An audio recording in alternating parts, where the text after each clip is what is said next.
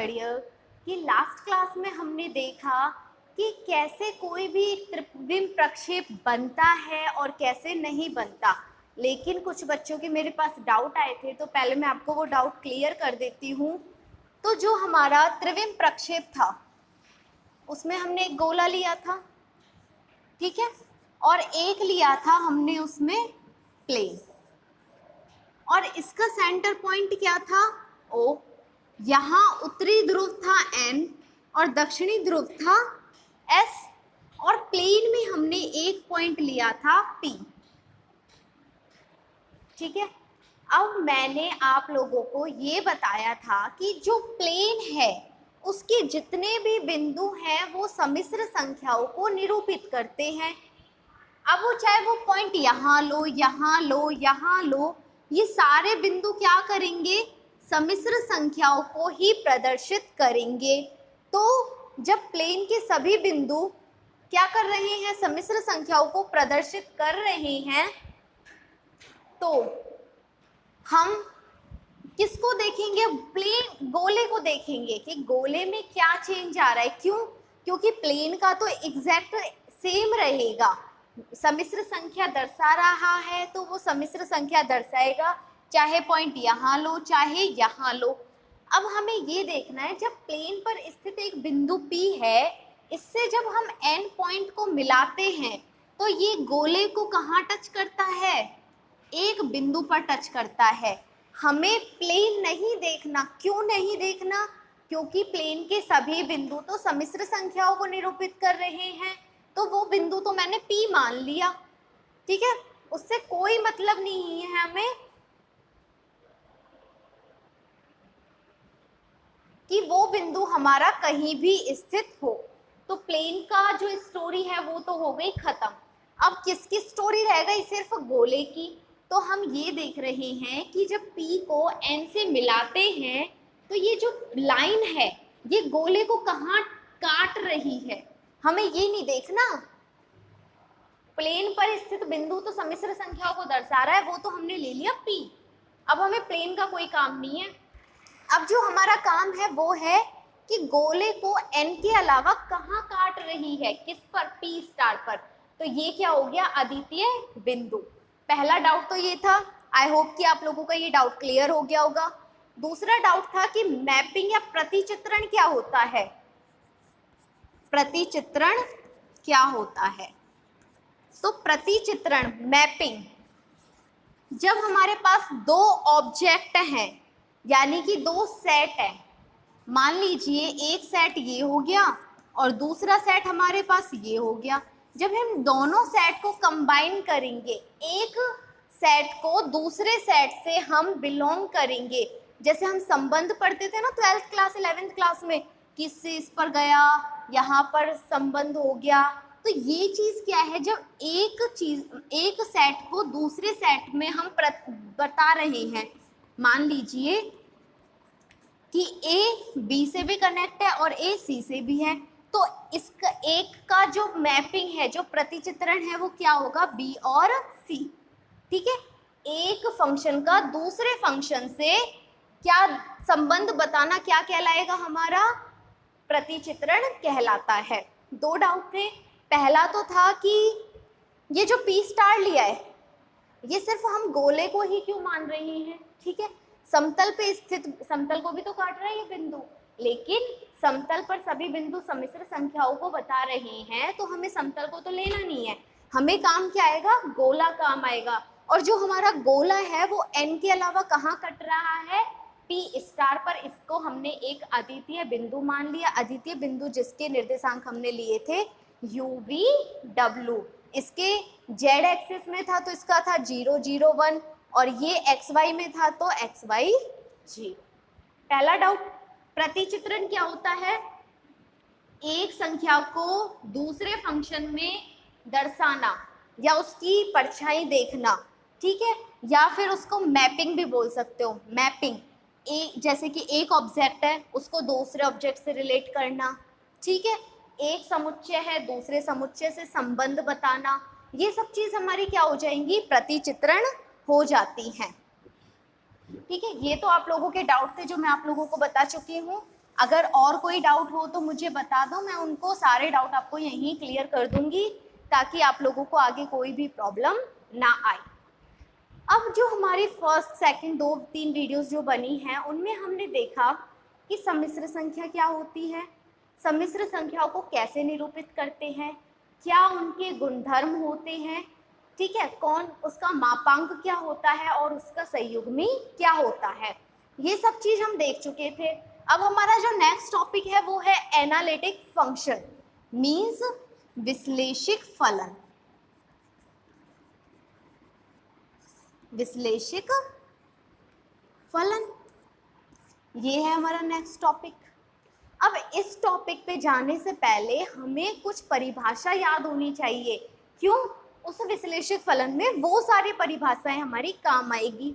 तो मैं आप लोगों को बता दूं पहले सातत्य, संतत, ठीक है, तो ये चीज हम पढ़ चुके हैं। अवकलनीयता 11th में भी पढ़ा, 12th में भी पढ़ा, अवकलनीयता भी हम पढ़ चुके हैं। तो आप लोग समझते होंगे कि क्या तो अवकलन की परिभाषा होती है, उसकी अवकलनीयता की परिभाषा क्या होती है, सातत्य क्या होता है, ठीक है।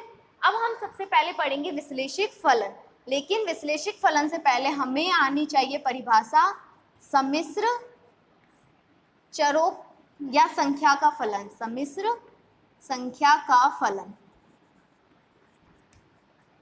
या इसको लिख सकते हैं हम सम्मिश्र फलन।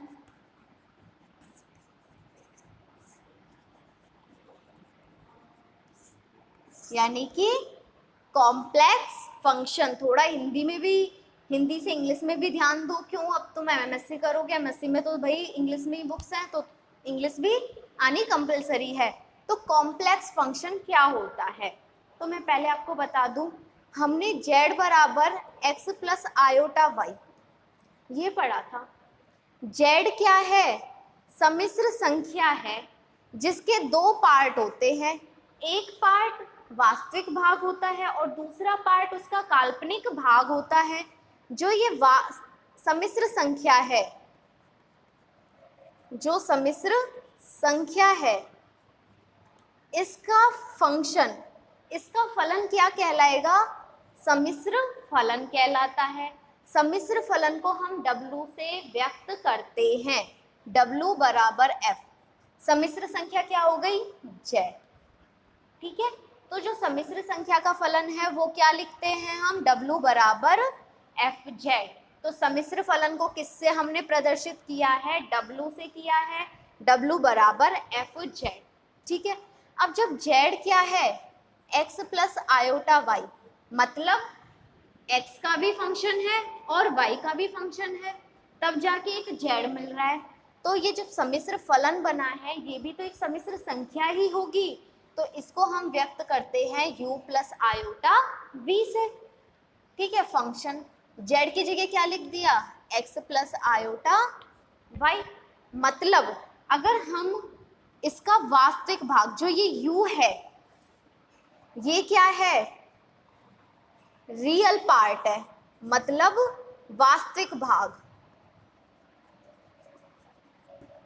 वास्तविक भाग। और जो हमारा v है ये भी क्या है? आयोटा v लिखो यहाँ पे, इमेजिनरी पार्ट, मतलब काल्पनिक भाग, काल्पनिक भाग है। जब वास्तविक भाग और काल्पनिक भाग मिल रहे हैं तो क्या बनता है? हमारा सम्मिश्र संख्या। और जब हम उसका फंक्शन लेते हैं, उसका फलन लेते हैं, तो क्या बनता है? सम्मिश्र फलन बनता है, ठीक है। अब यहाँ से देखो, हम सिर्फ वास्तविक भाग की बात कर रहे हैं, मतलब हम सिर्फ u की बात कर रहे हैं। जो u है वो किसका फंक्शन है? x का भी फंक्शन है और y का भी फंक्शन है। अब मैंने क्या करा?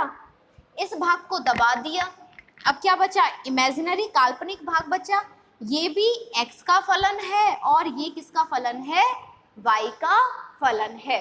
मतलब जो u है वो xy का फलन है, जो v है वो भी xy का फलन है। तो u और v किस पर निर्भर कर रही हैं? x और y पर। जैसे हम x और y की वैल्यू चेंज करते हैं तो u और v की वैल्यू भी क्या हो जाती है, चेंज हो जाती हैं। अगर इसे हम, ये तो हमने क्या कर लिया, इसको खोल लिया, खोल के बताया है, लेकिन अगर हम इसको छोटे रूप में देखें, शॉर्ट फॉर्म में देखें, तो हम क्या बोलेंगे कि जब z का मान हम चेंज करते हैं तो w का मान भी क्या होता है, चेंज होता है। अगर z के एक से अधिक मान के लिए w का एक ही मान आए तो एक मानी फलन, z के अलग अलग मान पर w का भी अलग अलग मान आए तो बहुमानी फलन होता है। ठीक है, ये इतना आप लोगों को क्लियर, मैं दोबारा समझा देती हूँ। ठीक है, हम कर रहे हैं यहाँ पर अब सम्मिश्र फलन की बात। तो सबसे पहले हमने सम्मिश्र संख्या पढ़ी, वो क्या होती है, z बराबर x प्लस आयोटा y होती है। ठीक है, तो x plus iota y, x क्या है, उसका वास्तविक भाग है, और जो आयोटा y है वो काल्पनिक भाग है। जब एक वास्तविक भाग और काल्पनिक भाग दोनों को मिलाते हैं तो हमारे पास क्या मिलती है, सम्मिश्र संख्या मिलती है। और सम्मिश्र संख्याओं को दर्शाने के लिए सम्मिश्र तल होना आवश्यक है। ठीक है, अब सम्मिश्र संख्या जो है उसका जो फलन है वो क्या कहलाएगा, सम्मिश्र फलन कहलाता है। सम्मिश्र संख्या क्या थी, z, इसका फलन किसके इक्वल हो गया, w के इक्वल हो गया, मतलब w। तो जो इनका वास्तविक और काल्पनिक भाग है इनको मिला के सम्मिश्र संख्या बनी। जब सम्मिश्र संख्या का फलन लिया तो एक हमारे पास सम्मिश्र फलन बन गया, और जो सम्मिश्र फलन है ये भी तो एक सम्मिश्र संख्या है, तो इसमें भी दो पार्ट होंगे, एक पार्ट होगा वास्तविक भाग और एक होगा हमारा काल्पनिक भाग। तो इस फंक्शन को हमने एक अलग से दर्शा दिया, इसमें लिख दिया u प्लस आयोटा v। तो u और v किसके फंक्शन है, x और y के फंक्शन है। जो u है वो भी x y से बिलोंग करता है, जो v है वो भी x y से बिलोंग करता है। तो u और v किसके फंक्शन है, x और y के, और x और y कहाँ से आया है, जो हमें सम्मिश्र संख्या दी हुई है उसको हमने खोल दिया। तो जो वास्तविक भाग है वो x और y का फंक्शन है, काल्पनिक भाग है वो भी x और y का फंक्शन है। तो u क्या हो गया, वास्तविक भाग हो गया, और v क्या, आयोटा v क्या हो गया, काल्पनिक भाग हो गया। जब हम सम्मिश्र संख्याओं को दर्शाते हैं तो हमें क्या चाहिए, सम्मिश्र संख्याओं को दर्शाने के लिए सम्मिश्र तल चाहिए होता है। सिंपल प्लेन में हम क्या नहीं कर सकते।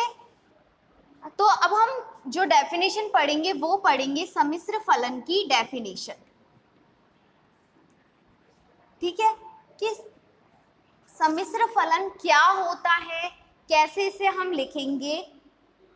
ठीक है, तो हम यहाँ से सबसे पहले देखते हैं, पहले मैं आपको डायग्राम से समझाती हूँ। ये कोई भी हमारा सम्मिश्र एक क्षेत्र है जिसको हमने बता दिया कि जो सम्मिश्र क्षेत्र है उसको हमने d से व्यक्त कर दिया। इसमें हमारा क्या है, कोई भी एक सम्मिश्र संख्या है, उसका क्या लिया हमने, फंक्शन लिया, और फंक्शन क्या बन जाएगा हमारा, जो हमारा फंक्शन है वो क्या हो जाएगा, सम्मिश्र फलन हो जाएगा। और ये पूरा जो क्षेत्र है ये किसको दिखा रहा है, सम्मिश्र संख्याओं को।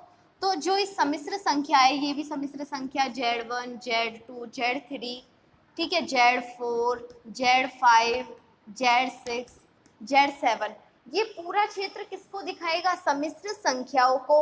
और इसका फंक्शन, ये जो सम्मिश्र संख्याएं हैं इसका फंक्शन क्या होगा, सम्मिश्र फलन होगा। अब इसके बाद हम देखते हैं कि जब z की एक से अधिक मान रखते हैं तो w की क्या होनी चाहिए, एक निश्चित मान प्राप्त होना चाहिए। z का हमने कुछ भी मान रखा, z5 रख लिया, z5 का जो फंक्शन है जब हमें w की वैल्यू मिलेगी तो एक निश्चित मान होना चाहिए। जब निश्चित मान होगा तो वो हमारा क्या हो जाएगा, सम्मिश्र फलन हो जाएगा। ठीक है, लिखो, किसी दिए हुए क्षेत्र D में, किसी दिए हुए क्षेत्र D में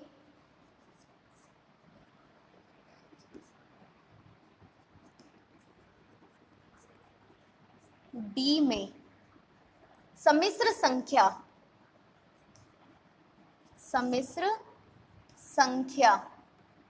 z के, सम्मिश्र संख्या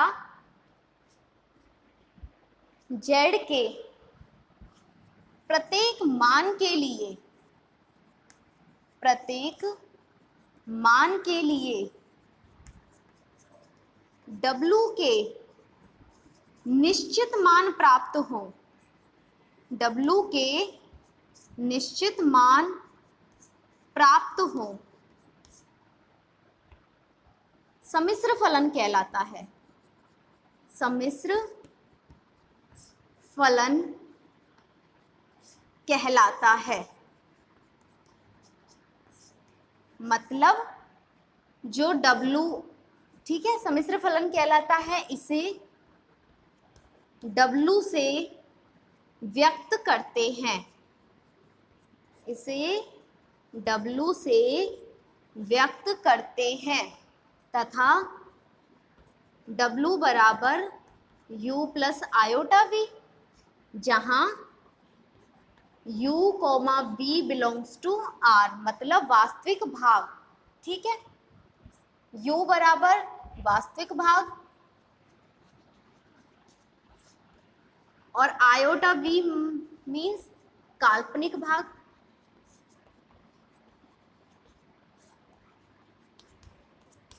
ठीक है, इतना हो गया।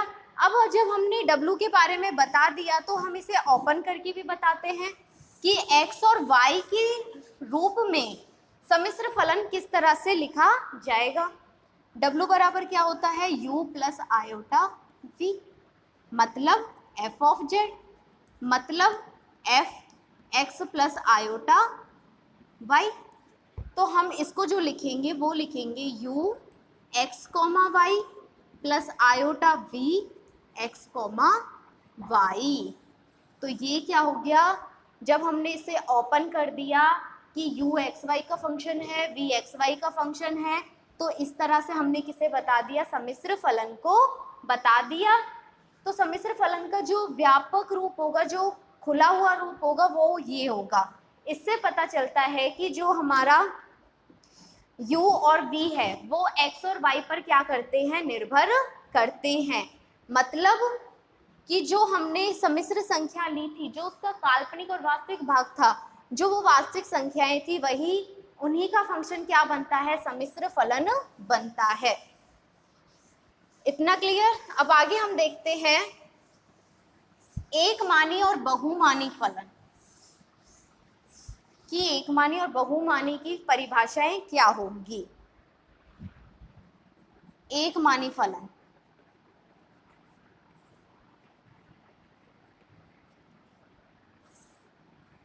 तो आप लोगों को W बराबर FZ तो समझ आ गया कि सम्मिश्र संख्या का फलन सम्मिश्र फलन कहलाता है।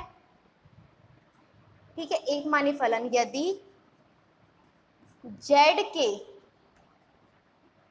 प्रत्येक मान के लिए, Z के प्रत्येक मान के लिए W के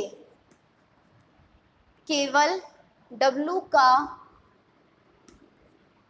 केवल एक मान प्राप्त हो, केवल एक मान प्राप्त हो,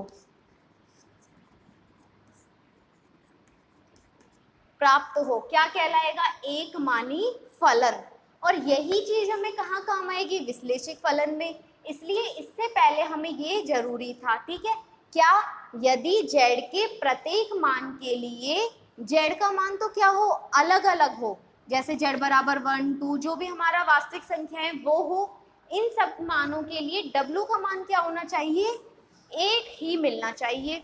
तो क्या होता है हमारा एकमानी फलन, तो वह एकमानी फलन कहलाता है।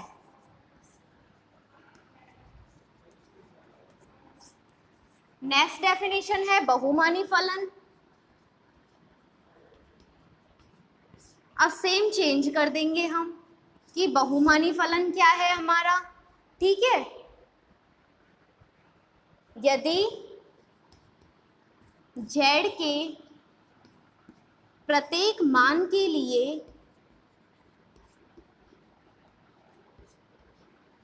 W का अलग अलग मान प्राप्त हो, ठीक है, क्या कह रहे हैं हम, W का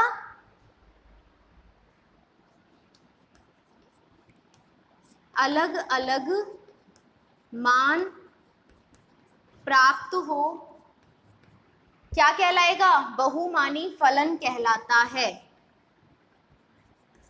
बहुमानी फलन कहलाता है। अगर z के हम अलग अलग मान रख रहे हैं और लेकिन w का मान सब में हमें एक ही मिल रहा है, मतलब सेम मिल रहा है, तो वो कौन सा फलन कहलाएगा? एकमानी फलन। यदि z का अलग अलग मान करने पर w का भी अलग अलग मान मिले तो वो कौन सा फलन कहलाएगा? हमारा बहुमानी फलन कहलाता है। ठीक है, अब हम पढ़ते हैं आगे कि जो बहुमानी फलन है ये क्या है और एकमानी क्या है। ठीक है, जब बहुमानी फलन है जो हमारा, वो एकमानी फलनों का संग्रह है। एकमानी और बहुमानी फलन हमने पढ़ लिया कि w, जब z का मान हम अलग अलग रख रहे हैं लेकिन w का केवल एक मान मिल रहा था, और बहुमानी में क्या, z का अलग अलग मान रखने पर भी w का अलग अलग मान मिल रहा था। तो ये हो गए एकमानी और बहुमानी। तो जो बहुमानी फलन है, बहुमानी फलन एकमानी फलनों का संग्रह है। एकमानी फलनों का संग्रह है, मतलब जब हम सारे एकमानी फलनों को मिला देंगे तो हमें क्या मिलेगा? बहुमानी फलन मिलेगा। इसको दूसरे फॉर्म में हम क्या कह सकते हैं कि बहुमानी फलन की शाखा, बहुमानी फलन की शाखा एकमानी फलन है। एकमानी फलन है मतलब कैसे कि देखो, ये हमारा कोई भी सम्मिश्र संख्या का क्षेत्र है। जब हमने एक मानी w के z के अलग अलग मान पर w का मान मिला 1, मान लिया 1 मिला, फिर दूसरे पे 2, फिर 3, फिर 4, फिर 5, तो जितने भी एक मानी हमें फलन मिले हैं उन सबको हमने मिला दिया तो हमें क्या मिल गया? बहुमानी फलन। और एक शाखा क्या दिखा रही है? सिर्फ इसका एक मानी फलन को दिखा रही है। तो ये हो गए हमारे एक मानी फलन। ठीक है, अब हम पढ़ेंगे सम्मिश्र फलन की सीमा।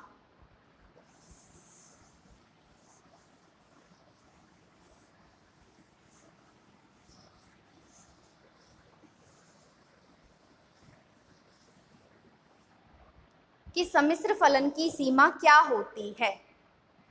सम्मिश्र फलन की सीमा, तो इसमें सबसे पहले आता है Z0 के निष्कासित प्रतिवेश में। तो ये डेफिनेशन आप ऐसे सीमा की तो 12 से पढ़ते आ रहे हो, मैं फिर भी तुम्हें थोड़ा सा बता देती हूँ। ठीक है, कोई हमने क्षेत्र लिया, ये इसको नाम दे दिया D, इसमें एक पॉइंट हमने मान लिया Z0। तो Z0 के निष्कासित प्रतिवेश क्या होता है? यदि इस पूरे क्षेत्र में से ये वाला बिंदु क्या करें, हम हटा दें, तो जितना भी क्षेत्र बचता है उसे क्या बोलते हैं कि Z0 के निष्कासित प्रतिवेश में, प्रतिवेश मतलब तो क्षेत्र ही होता है, और Z0 क्या कर दिया, उसमें से निकाल दिया। जब जो एक पॉइंट है Z0 उसको हम निकाल देंगे, जो बचा हुआ क्षेत्र है वो क्या कहलाएगा? Z0 के निष्कासित प्रतिवेश में। परिभाषित फलन fz, परिभाषित फलन fz, परिभाषित निष्कासित प्रतिवेश में फलन fz की सीमा z के Z0 की ओर प्रवृत्त होने की दिशा में, और जब भी हमारी सीमा की बात आती है तो हम क्या लेते हैं? L लेते हैं। की दिशा में या की दशा में L कहलाती है। इसके लिए एक स्वेच्छ संख्या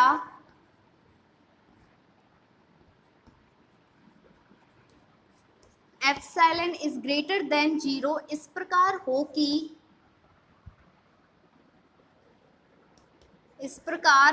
कि